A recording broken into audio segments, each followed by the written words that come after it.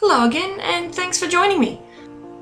This piece starts off with a very solid black background, and that takes me a very long time, so I'm going to speed up the time lapse on that a whole lot.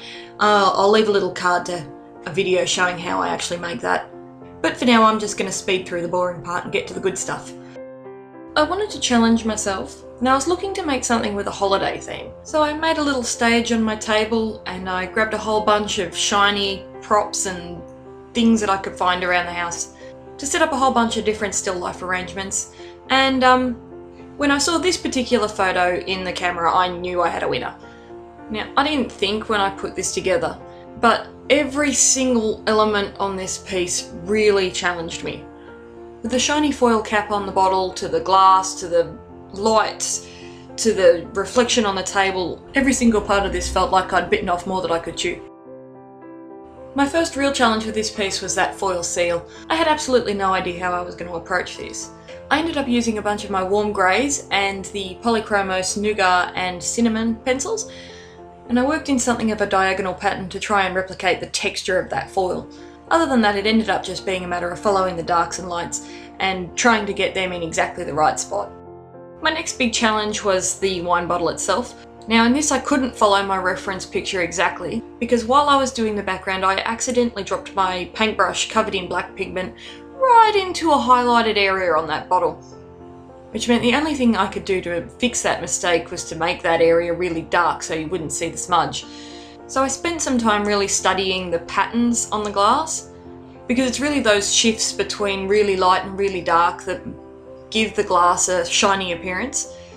So I made sure I kept those two strong highlights down the right and left side of the bottle. And in between those two highlights, I just went to work on replicating the sort of shapes that I saw in my reference photo, rather than following them exactly.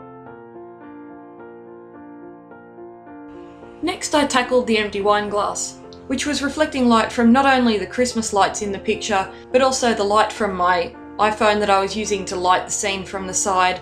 And it was also reflecting the colours from the bottle and the baubles.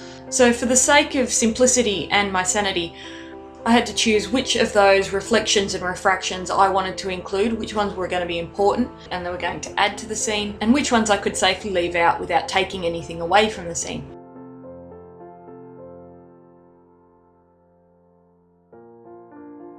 After that I moved on to the little fairy lights. Now, I hadn't actually put any thought into how I was going to make these look like they were glowing up until this point. And because of that, I was pretty sure at this point that I was just about to ruin the whole thing. But I stepped back a little bit and had a think about it.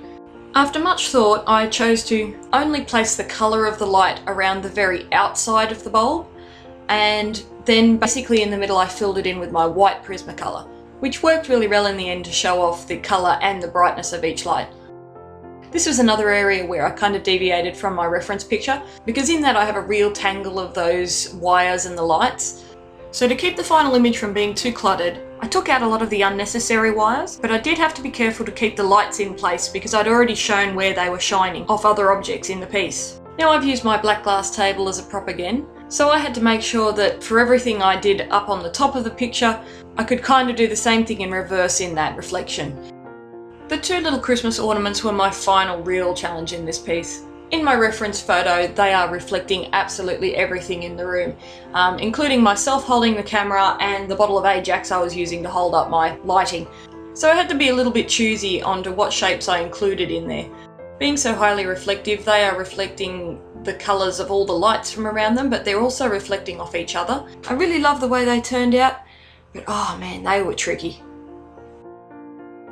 So this was a tricky one, but here's the final result. I hope you've enjoyed this. Please let me know what you think with a like or a comment, and if you'd like to see what I come up with next, why not hit the subscribe button. Thanks for watching, guys.